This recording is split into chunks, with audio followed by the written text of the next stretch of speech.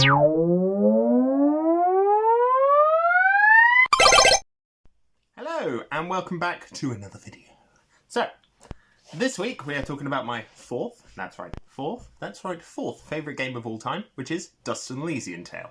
I think I brought this up a couple weeks ago, maybe last week even, shocking, with my favourite Switch games of all time, or I brought it up in another video, I'm not sure. But this is indeed my fourth favourite game. It goes Brutal Legend, because of course it does. Then Mass Effect 3. Stubbs the Zombie, which will never move from number 3. It's permanently stuck there. And then it goes An Elysian Tail.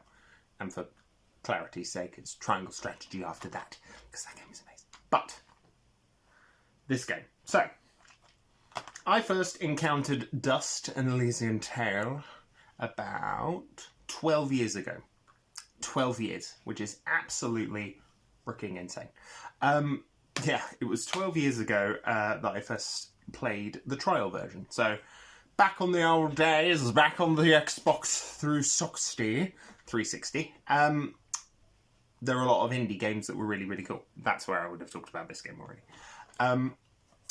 And I played the trial version. So you could download a little demo that let you play through a certain chunk of the game, and then you could choose whether you bought it or not. Now, I played Dust, and it had a very funny moment at the end of it where you're kind of fighting through, I think, one of the later stages of the game, round about the mountain. You're fighting through that area, and you come to a house, and you fight this big monster with a big dumb shield who's fucking annoying, even in the base game. And once you defeat him, you go up to the door, and Dust turns to Fidget and goes, "Well, that's it." And it's like, "What? What do you mean? What do you mean that's it?" And he goes, "That's it. That's the end of the trial. Sorry. I guess, you know, you'll have to buy the full game to see what's behind the door." And and then Fidget just leans in. It was just very funny. It was very meta-aware. It's a very meta-aware game, but not in a obnoxious fashion like Deadpool. And don't get me wrong, Deadpool's fine. Deadpool's good for people who enjoy it. For me, that's his gimmick. He talks to the camera, and that's it. There's nothing more. With Fidget, for example, Fidget's very, very fourth wall leaning. There's a bit where you have a sword, and there's a blob with teeth and tentacles and eyeballs, and she goes, "Mash the buttons, do something!"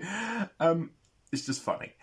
It's just a very funny game. And so, I went, "Yeah, I'll definitely buy that." And then I forgot about it for a year. I forgot about it for exactly a year, when I played it in the following February. And I went, "You know what, this game's a really good one," and I buy it. So I bought it. I played through the whole thing. I unlocked a good chunk of the characters. I think I got to about 80-90% completion. Some of it I just didn't do because it was like, get all the stars on a particular trial arena or whatever. But yeah, very solid game, all made by one fella. One guy made it, Dean Bodrell, who is probably one of my favourite independent creators, just strictly based on Dust. I'm a huge fan of everything he put into this game. I would kill for a sequel. I don't know, he's probably not working on one, unfortunately. I'd love to cover whatever game he is working on. That'd be amazing. Dean, if you're watching this, tell me. I want to know. But I will be tagging you in this on Twitter, so be sure to watch it. Yeah, so I figured today we'd talk a little bit about my collection, largely because most of it has sprung up in the last month.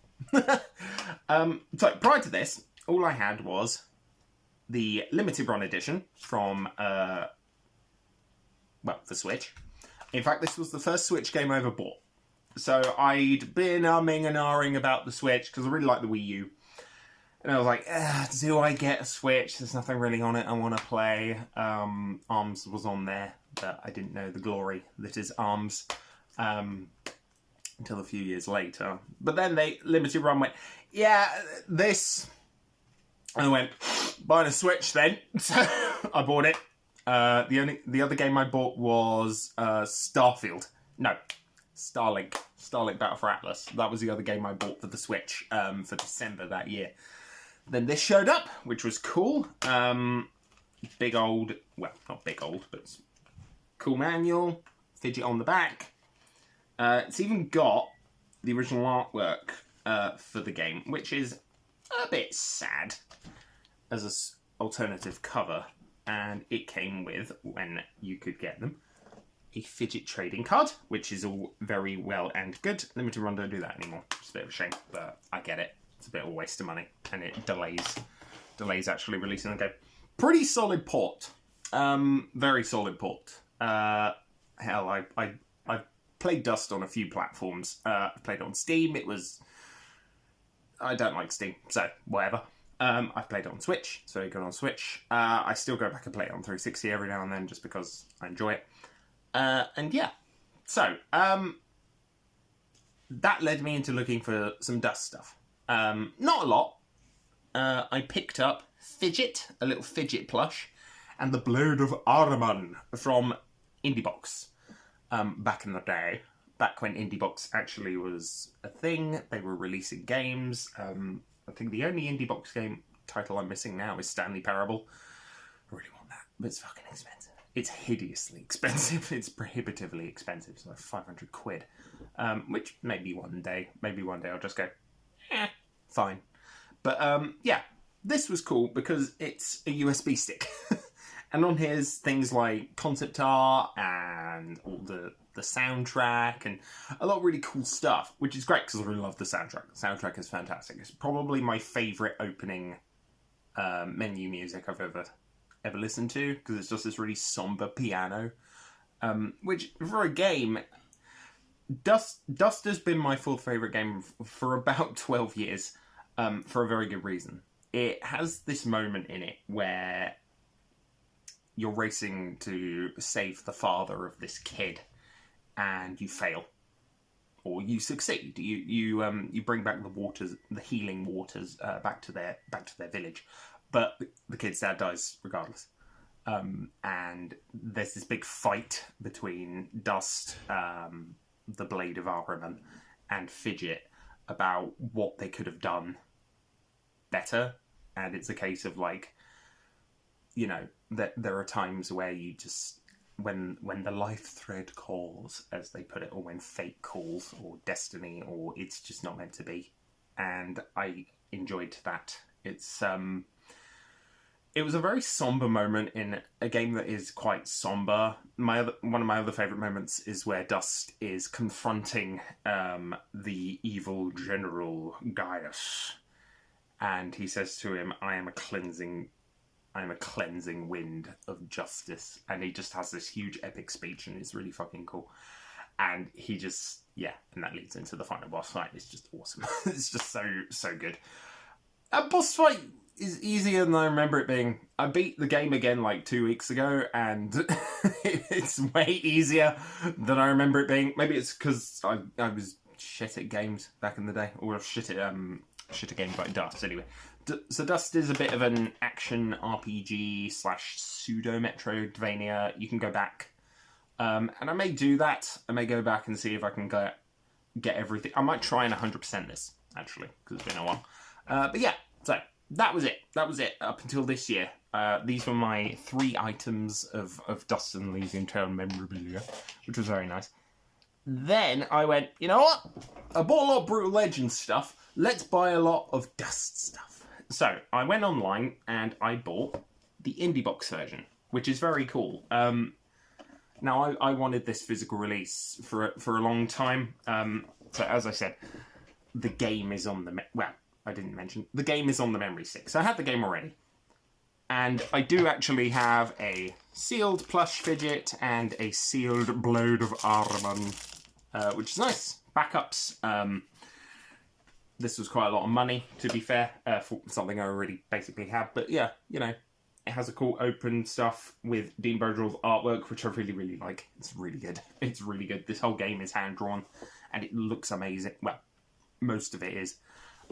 There's even a fun appearance by Takahata 101 from Team 4 Star, who voices people like Nappa, Super Kami Guru, and a few others, and he's in it, and he's doing his my liege.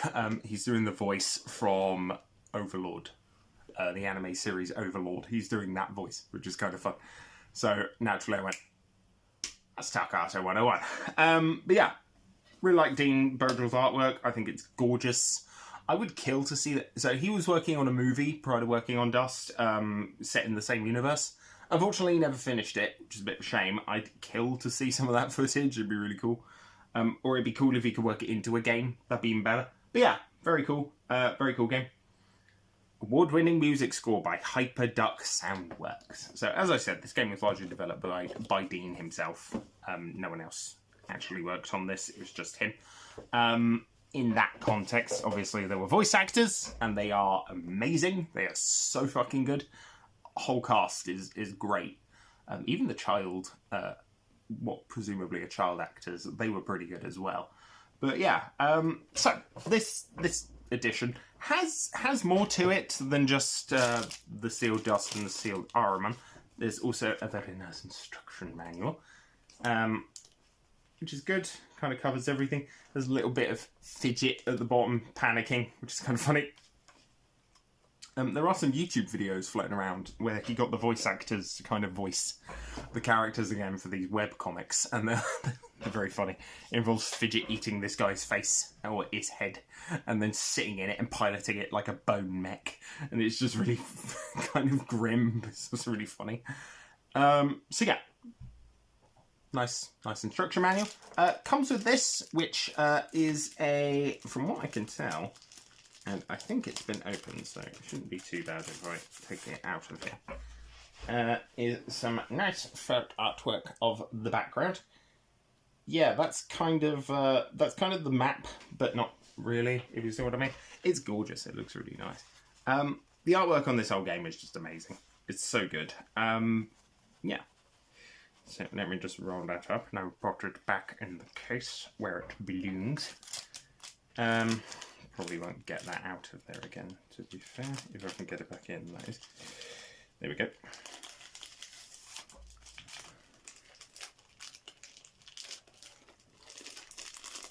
There we go, lovely. Also came with this, which is the kind of some of the official artwork and an authentication certificate. Number 2986, which is cool. I don't really know where this is. I think this is kind of the final level of the game. It's Fidget doing her very pretty magic, if you want to put it that way. And then Dust can kind of spin his blade in rapid succession and kind of create like this this screen clearing effect that just kind of kills everybody, which is cool.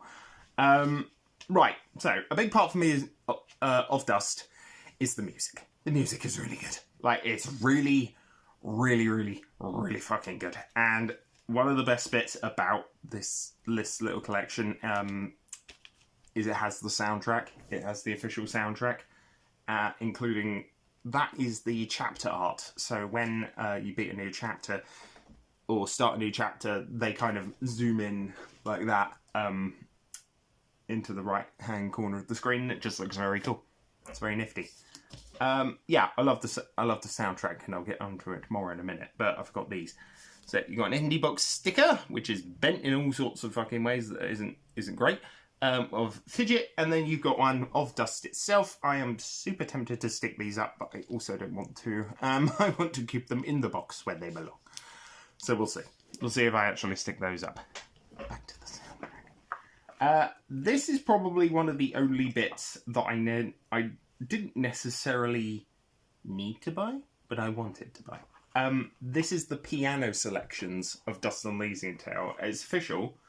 It's got all the music in it. Now, I can't read sheet music for shit. I can't. I'm not musical in any capacity, but having this is just kind of too cool not to have. It's just such a good fucking soundtrack. It really is. It is one of my favourite games for a reason. Narratively, gameplay-wise, world building's really cool. It would have been nice if there was more. I know he was planning to add more, but it was kind of obviously time constraint. And the music. But Here's the piece de resistance. The piece de resistance, which is the original soundtrack on vinyl, with the absolutely gorgeous, really somber as shit artwork. It's got all of it on there. Some additional music by someone called Alex Brandon. Don't know too much about that. I'm not sure if... Oh, it's a double. It's a double. But I'm not opening it because it's sealed. Much like this. This is also sealed. Probably will never open that. Well, I might do. Sod it. I can. But I don't have a vinyl player, so I'm going to leave this sealed as it is because I want it to be. I don't have many sealed things, and I think dust will be a very, very fitting thing, to be honest. Plus, it keeps the dust off. So, yeah. Dust is one of my favourite games for 101 different reasons, and I'm hoping I've kind of elaborated on why. At least some of them. So, that's it for another week. I'm not sure what we'll do next week. We'll see. We'll have fun.